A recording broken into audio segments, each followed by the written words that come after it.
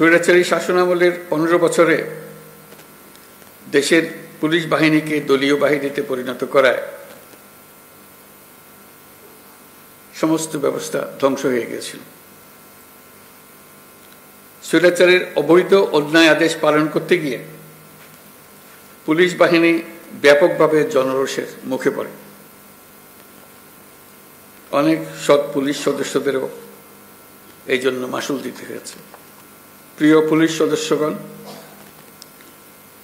গত আগস্টে অন্তর্বর্তী সরকার যখন দায়িত্ব গ্রহণ করে সে সময় এদেশের আইনশৃঙ্খলা বাহিনী ভঙ্গুর অবস্থায় ছিল। পুলিশের সঙ্গে জনগণের দূরত্ব সৃষ্টি হয়েছিল। সরকার পরিস্থিতির উন্নতির জন্য যা কিছু প্রয়োজন সব রকমের ব্যবস্থা নিয়েছে।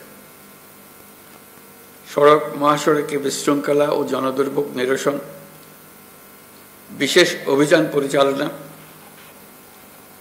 অংশীজনের সাথে পুলিশের আন্তঃযোগাযোগ জোরদার করা,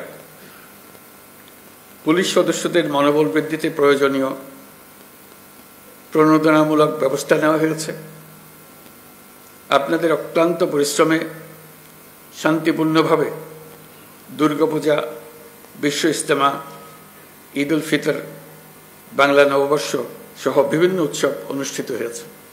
দেশে যতগুলো অপরাধ হচ্ছে সবগুলো ঘটনায় তাৎক্ষণিক ব্যবস্থা নিতে আপনারা সর্বোচ্চ চেষ্টা করে যাচ্ছেন।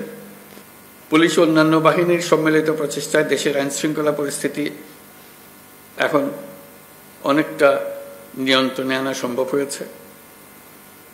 এই জন্য আমি পুলিশ সহ সকলকে আন্তরিক ধন্যবাদ জানাই।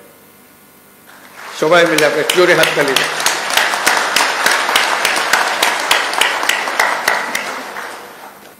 এই হাততালি আপনাদের প্রাপ্য।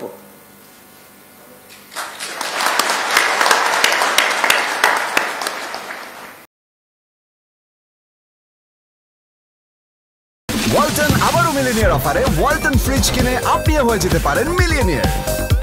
মিলিনিয়ার ছড়াছড়ি দেশ জুড়ে, এটা শুধু ওয়ালটনই পারে।